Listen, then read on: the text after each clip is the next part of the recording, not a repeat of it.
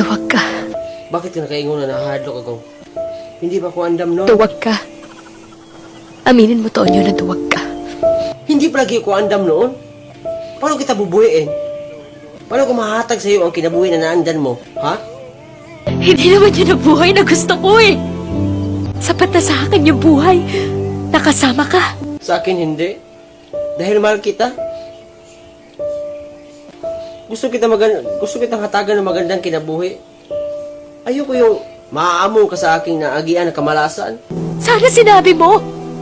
Bakit? Kumakain ka ba ng masyaw? Kumakain ka ba ng bahaw na bagong dungag? Di ba dili? Sana narinig ko. Narinig? Kaya nga humilam ako dili. Hindi ko tinabi sa'yo. Kasi alam ko, hindi ka naman kakao ng mga kalano ng mga pobre. Pobre lang kami. Para sana nasabi ko sa'yo na kaya kong maghintay. Hanggang sa maging handa ka. Hanggang sa maging kaya mo na. Kasi kaya ko naman maghintay kahit gaano katagal kasi mahal kita, Tonyo eh. Sorry. Hindi ko sinulti sa'yo. Sana pasailuin mo ako.